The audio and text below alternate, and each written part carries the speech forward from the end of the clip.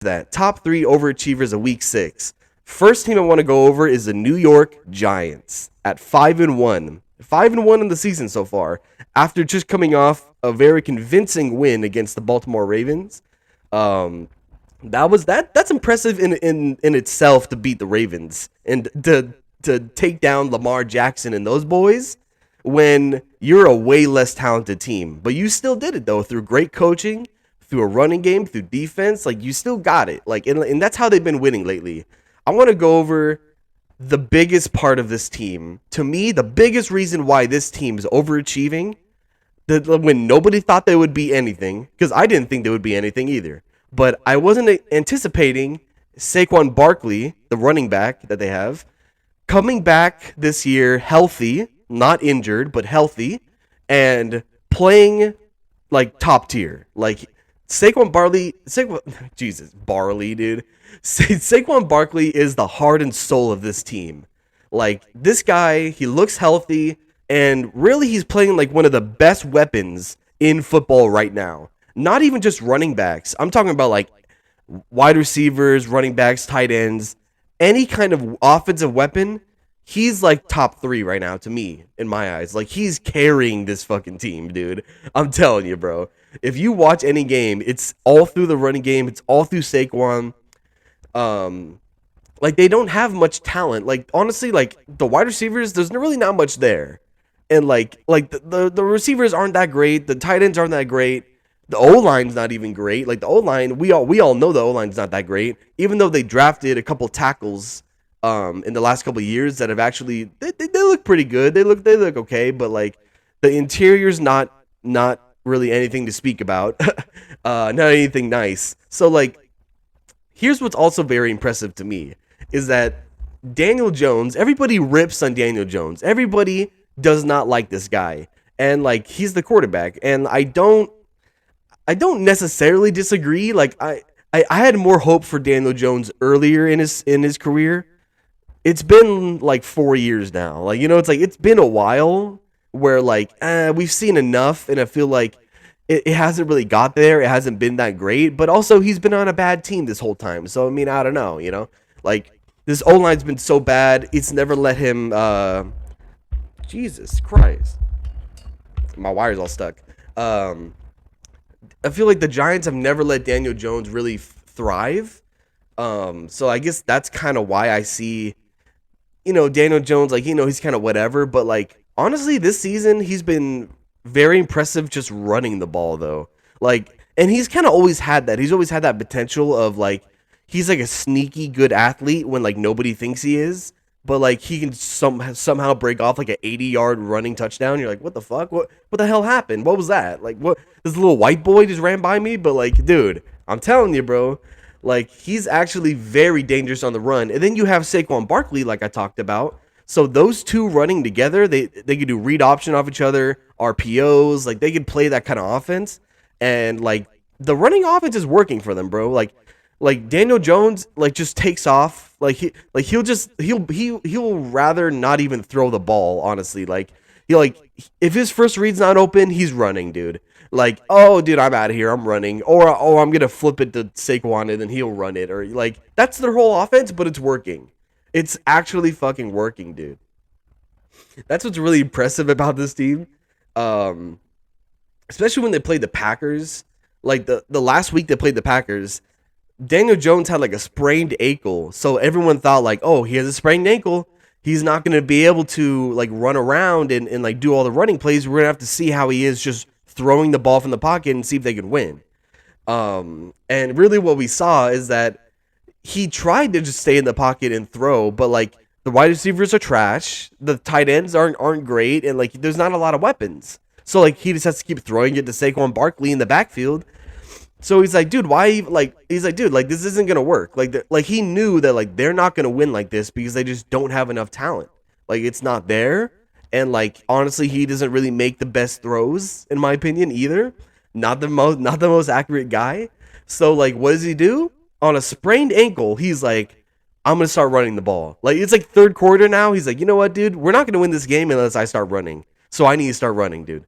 Like, I don't care if my ankle's sprained. I'm running on a sprained ankle. And like, he did. and it was really effective. They still couldn't stop Daniel Jones, even on a bad ankle, dude.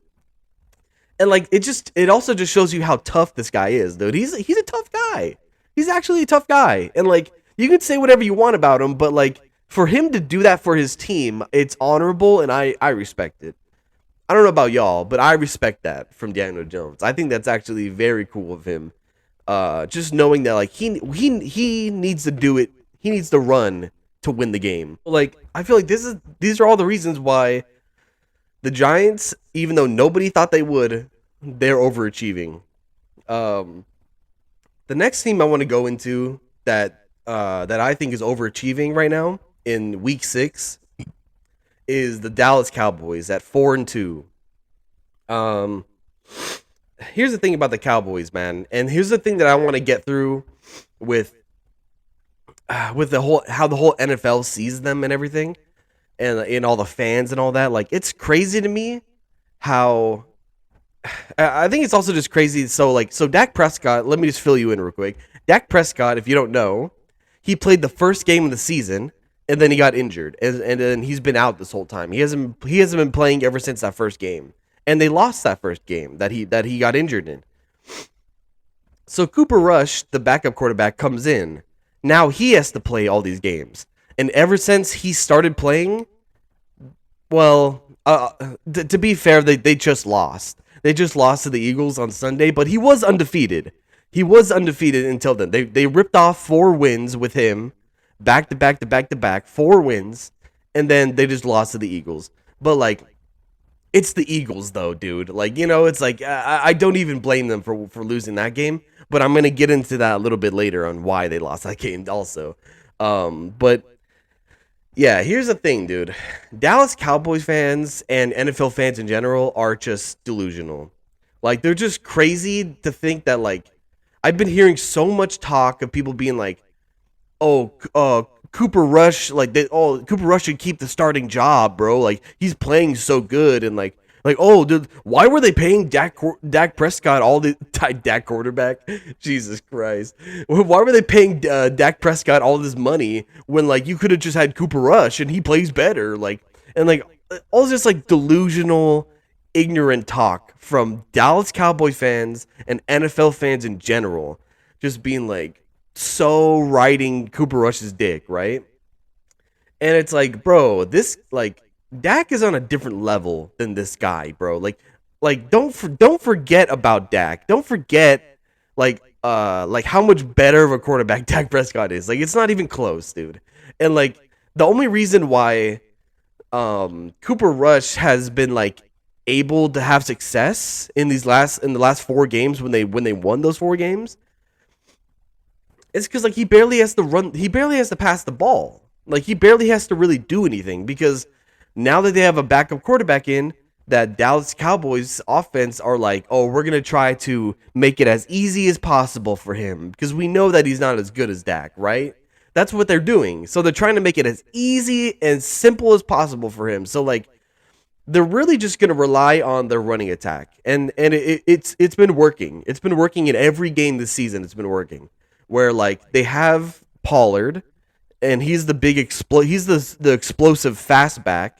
And then they have Zeke Elliott. Zeke Elliott is like the big body bruiser. He's going to like get the tough yards and get the tough first downs, and on goal line situations, he's kind of that guy. But they have Thunder and Lightning, and the Thunder and Lightning works very well in the NFL. If you don't already know, it's a great combo to have. And also just having their Dallas Cowboys O-line is playing way more physical than they have in the last like 3 or 4 years. From what I've been seeing, they're playing really physical. So like, when you have a physical O-line, you have a Lightning and Thunder running back duo, and then you just keep riding that. Like, they've been riding it every week. They're riding it. Everyone knows they're gonna run, but it still works. And so like, that running attack is saving Cooper Rush's ass, right? That's how I see it. Is that it's saving their ass. And then he doesn't even have to do anything. Like Cooper Rush, and then when he does have to pass, like, then it's like a very short, easy, just like easy pass. Like, right over the middle, he's wide open, like, oh, there he is. Like, every game he only throws like 100 yards passing yards, like 100 to 150 passing yards. He throws like 10 throws. Like it's nothing. Like he's barely doing anything. When Dak Prescott's out there, when he's playing, they have him throwing the ball like 50 times. And they're like, "Oh yeah, you need to throw 4 touchdowns for us to win." But like Cooper Rush, like, just go out there and throw like 10 passes for 100 yards, 10 yards a rip, and then we'll just run the ball. Like that's what they do. And like so it's like they're babysitting Cooper Rush. And it's making people have this false narrative that Cooper Rush is like some way better quarterback that's been sitting on the bench. Like no, there's a reason why Cooper Rush has been a backup quarterback, and there's a reason why he's not starting. Like, dude, come on, bro.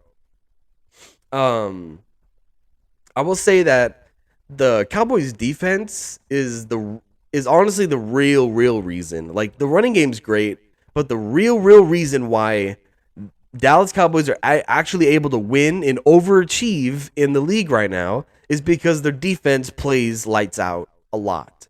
Like they're gonna let up some stuff, but like they play really lights out. And like we didn't think that they were gonna be a talented group because before the season started, like nah, it was like Randy Gregory was gone. Like like they started losing a bunch of pieces, and when you looked at the defense, you're like, okay, I like Michael Parsons, I like Trayvon Diggs, but like Leighton Vander Esch, okay, I mean I guess, but like it's like it just wasn't looking great. It wasn't looking great. Like it was looking like it's not that talented. Like they're probably not gonna do much. Like but they're really overachieving. The Cowboys defense is like the definition of overachieving. They're playing out of their minds. And special teams too. Even special teams, they're like getting block kicks, block punts, returning for touchdown. Like they're making stuff happen, bro. And like that's how they're winning these games. They're keeping teams under wraps in a low scoring game, so then the Cowboys have a chance on offense to just keep running the ball, wasting time, and then scoring very little. Like they only have to score about 17 to 21 points and they'll win the game. Because it's like the defense is going to hold them under like 14 points. Like it's really impressive though. Like the D line is really impressive to me. They play hard and physical. Micah Parsons is already proving that he's like one of the best defenders in this league right now. Like that guy is so dynamic. He's a great pass rusher. He's great in coverage, covering wide receivers and tight ends. And he's making tackles all over the place, stopping the run. He does everything. Michael Parsons, only in his second year, he won defensive rookie of the year last year. Now this year, he's playing even better and like making game-changing plays constantly in every game. He's amazing. Trayvon Diggs is also playing way better this season too. Like last season, he got a lot of interceptions, but he also let up a lot of touchdowns, and like he was also getting burnt a lot. Like his coverage was very on and off. But this season, he's still getting turnover. He's still getting picks though. Like he is still getting picks, which is awesome. It's helping them win. But he's also he's learning not to let up those big touchdowns and get burnt on every play. Like he's playing a lot stickier coverage. I like what I see from him. But they have a good group, bro. The defense is nice. Like, and it's really keeping them in these games. So the third team I want to go over, third and last team I want to go over is the Minnesota Vikings at 5-1. I think that they are overachieving for sure.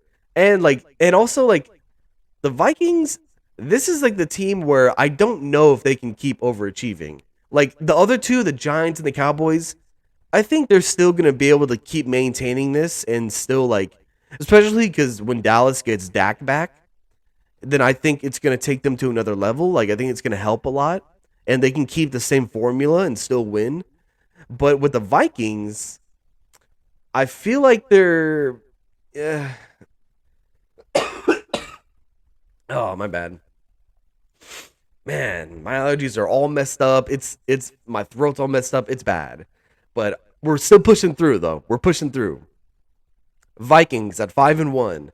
They're overachieving and I think they're going to I think it's going to catch up to them eventually to where they're going to start losing games because to me, I feel like it's It's the same story with the Vikings every year to me. It's the same thing that I see. Like every year, they're always like they're almost like almost winning a game, and then they somehow find a crazy way to lose. Like it'll be like a double doink field goal that misses, and then all of a sudden they're out of it and they lose the game. Or like it's always come down to some crazy field goal or some crazy overtime situation, or like Kirk Cousins throws an interception in the fourth quarter, then they score, and then it's over, and like there's always something that happens. And like the Vikings are usually on the bad side of things, but this year it just looks like they're in those same close games as usual. Like as every year they're always in that same close game, but they're finding a way to win. They're finding a way to overcome it and to actually get the field goal that they usually miss, or like not throw the interception that they usually throw, or like like they're actually cleaning up those mistakes. And like it's great, like they're doing it great. But like, do I think that they're gonna keep maintaining this and keep winning games all season and like really like stay on the good side of those close games? I don't know. I don't really I like I'm kind of torn on it, but I don't really think so. Just because like the nature of the Vikings, I feel like they're going to start getting into games where they can't overcome it, and they're going to start losing again. But it's only week 6. We still have tons of weeks to go, tons of games to go, and like let's see what happens, bro. Like maybe they do overcome it. Like I don't know. But I will say about the offense, what I do really love about this team is, I mean, of course, what everybody loves about this team is that the wide receivers are super talented. Dalvin Cook is also like one of the best running backs. I've always loved Dalvin Cook. He's super productive. But like Justin Jefferson is completely unstoppable. Like like rarely do I see him not have a good week. Like that guy, he's really uncoverable. You can't stop the guy. And Kirk Cousins has good chemistry with him. And Kirk Cousins, hey, bro, like I'm not the biggest fan of Kirk Cousins, but like I will tell you that he's a solid quarterback, bro. He's a very, very solid quarterback. I'm not gonna say he's like a great quarterback, but he's solid, right? He plays very good on a consistent basis. Throws a lot of yards, throws a lot of touchdowns. Sometimes he throws a lot of picks, but other times he doesn't. And like it's kind of on and off, but like it happens. It's the NFL. It's gonna happen. But he has a good rapport with his receivers. He's been working with them for a while now. He has good chemistry with Justin Jefferson. He's unstoppable. I like the offense. Like that's really the saving grace for this team. But that's kind of what it is. And one more thing I want to go over with the Vikings. Their last 4 wins were against the Saints, the Lions, the Bears, and the Dolphins. So that's kind of why I'm saying like I don't know if they're gonna keep up this winning streak, because it seems like everyone's being like, oh whoa, like they're 5-1 and like they're kicking ass, right? But they almost lose to the Saints, they almost lose to the Lions in a close game. Like it's like the Bears are terrible. The Bears are terrible. So like how do you not beat the Bears? And the Dolphins are Tua's not playing. Teddy Bridgewater even got a little injured, and like it's been like Miami's awesome, but like they've been taking some hits lately, and I feel like the Vikings got the Dolphins at a good time where they can win this game, because like just the Dolphins are having a rough time with injuries and all that stuff. But like that's why I'm saying like these last 4 games, yeah, they've been winning them, but like it's not as impressive to me. It feels like they're just kind of getting lucky and they're just kind of on the right side of things. So that's why I feel like it might fall down, it might collapse. We'll find out though.